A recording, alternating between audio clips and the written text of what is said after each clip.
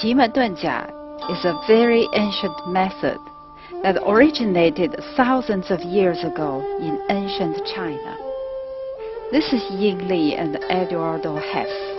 We will begin by telling you a story that took place a long time ago, the story of the three kingdoms.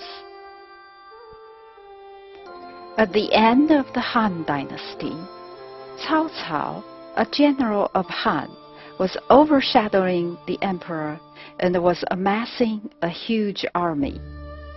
His ambition was to become the emperor himself and unify China under his new dynasty. For this, he must first conquer all the lords who could possibly oppose him by accusing them of rebellion. Cao Cao started to attack and conquer them. In the south, there were two lords, Sun Quan of Wu and Liu Bei of Shu, who were staunchly opposed to Cao Cao. They were prosperous states. In the winter of 208 AD, Cao Cao advanced with a 200,000-strong force and was ready to finally overcome the southern lords and reunify the empire. He was confident that victory was within his grasp. Liu Bei's advisor, Zhuge Liang, went to Wu and asked Sun Quan to form an alliance with Shu. If Wu and Shu formed alliance, the combined forces of 50,000 had a better chance to oppose the 200,000 of Cao Cao. Sun Quan agreed. The two opposing forces met at the Red Cliff at the Yangtze River. This battle's outcome determined the course of China's history. Zhuge Liang was the most accomplished military strategist of that period. He is also considered one of the most brilliant strategists in Chinese history. He was well versed in Qimen Dunjia. It was recorded how he used the Qimen Dunjia to foresee weather and his enemy's intentions, set battle formations, and use weather to help with battle strategies. As the alliance preparing to battle Cao Cao's army, there was a dire shortage of arrows. Zhou Yu, advisor of Sun Quan, challenged Zhuge Liang to make 100,000 arrows in 10 days. It was obviously humanly impossible to make so many arrows in 10 days. To Zhou Yu's surprise, Zhuge Liang accepted the order and promised to deliver the arrows in 3 days. Everyone was anxious to see how Zhuge Liang would deliver the arrows in 3 days. He ordered a small group of soldiers to build straw people and tie them up on the sides of dozens of boats. On the third day, early in the morning, there was a very heavy fog on the river. Zhuge Liang ordered the soldiers to take the boats out and went near the enemy camp and start beating the drums used for military attacks. Upon hearing the drum beat of the attacks, Cao Cao ordered his troops to fire massive amount of arrows into the noise of the attack. These arrows stuck on the straw people that were tied up on the sides of the boats. After some time, the boats were heavily loaded with arrows, and Zhuge Liang ordered them to return. There were more than 100,000 arrows. When asked how he knew to get the arrows this way, Zhuge Liang said, I was given a challenge that was humanly impossible.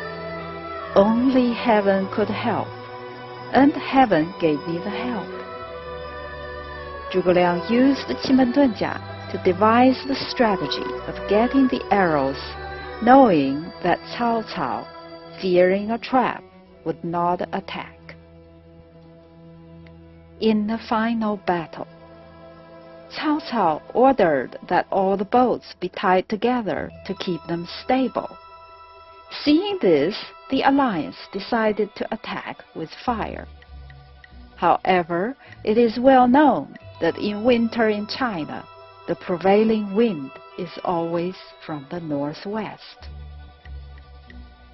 Since the alliance is on the south side of the river, it would be impossible to launch fire attack with wind blowing in the opposite direction. How does one get southeast wind in winter? Zhuge Liang used Qimen Dunjia to borrow the southeast wind. He predicted the precise moment when the wind would change to the southeast, when the alliance could launch the attack. Cao Cao was unprepared, and the boats were all tied up and unable to separate as the fire arrows started to set them aflame. Cao Cao suffered a heavy loss and finally retreated back.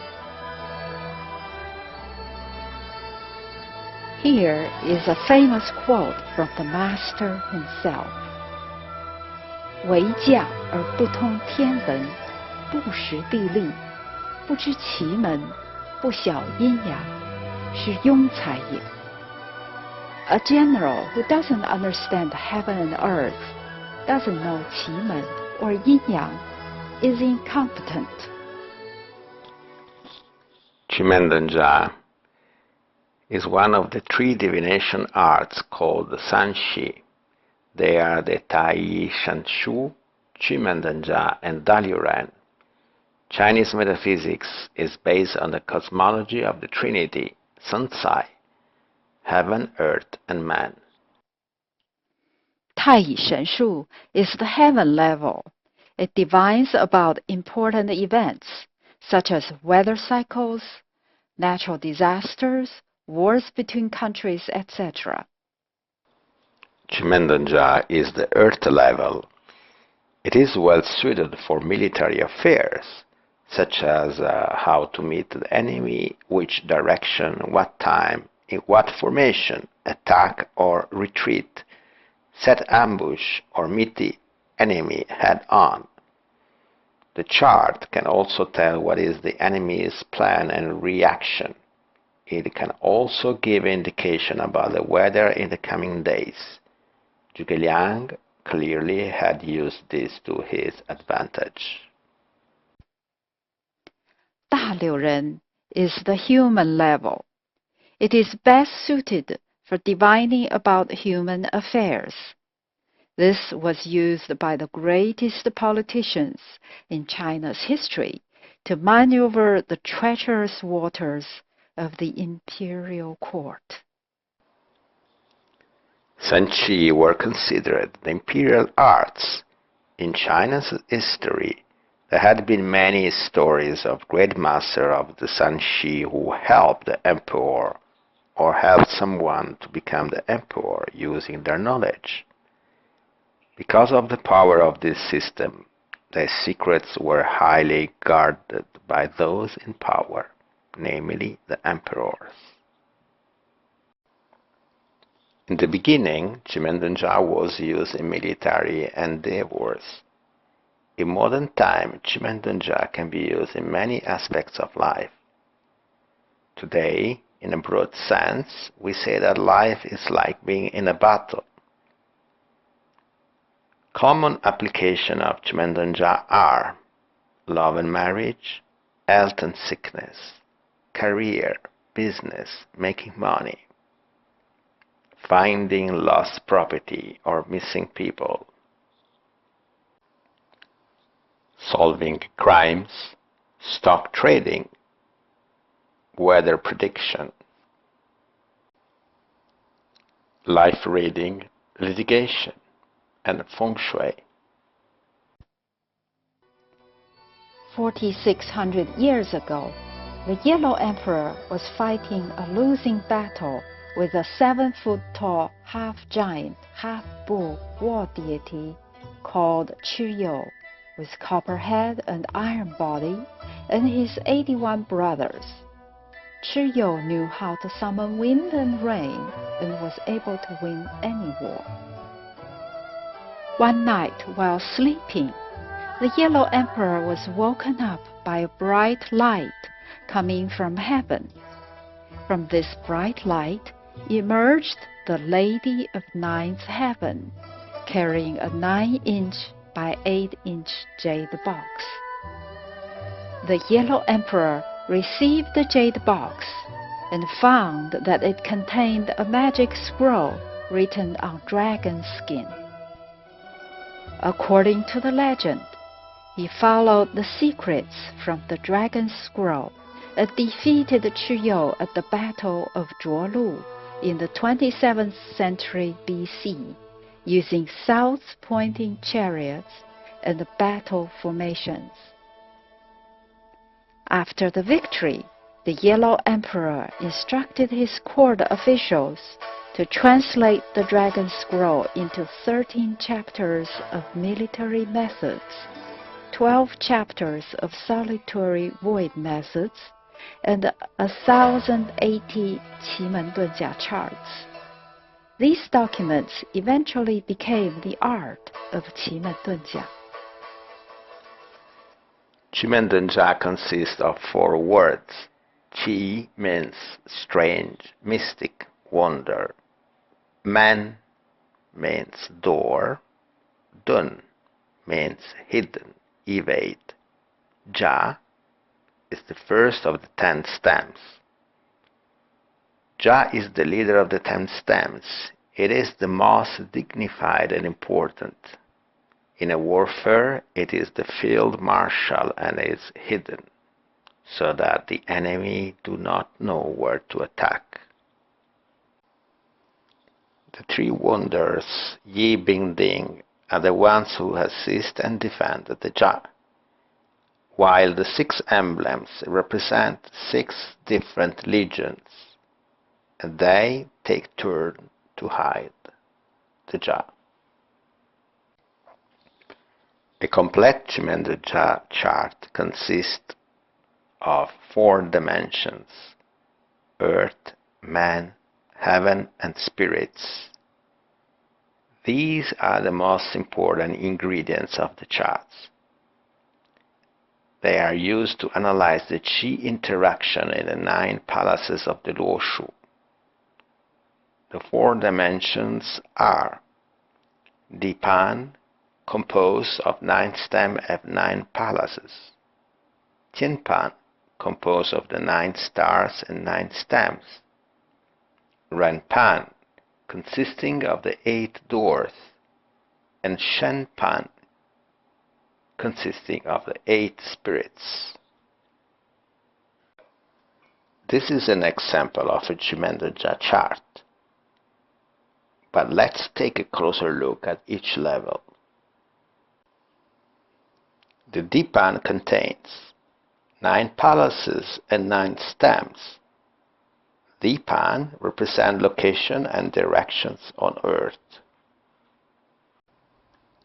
The Tianpan contains 9 stems and 9 stars. The 9 stars exert have an influence on human affairs. Their influence is action-oriented. The Renpan contains 8 doors. The 8 doors are indication of locations and directions for various human affairs. The Shenpan contains 8 spirits. The 8 spirits are the heavenly influence on human affairs. Their influence is fundamental. Here we see another example of a complete Qimen Dunjia chart. Qimen Dunjia is not another kind of divination like Ying or plum blossom. It is the actual study of Qi and the Qi interaction between the four dimensions of heaven, earth, man, and spirit at any given moment. The Qimen Dunjia chart captures information about the Qi at that moment and indicates the current situation regarding the Yong Shen or spirit of focus. Here is a real-life example on how Qimen Dunjia is applied. On March 5, 2013, 1:26 p.m., a client called. He was anxious to sell one of his houses to raise some cash. We looked at the Qimen Dunjia chart of that moment. By analyzing the chart, we told the client that he would be able to sell the house quite quickly with a profit. However, we could tell that he would not receive his money until May. Here in the chart, the house is represented by the birth door, while the person is represented by his birth year stem Yi. We see that the birth door is in Gun Palace, while the client is in Kan Palace.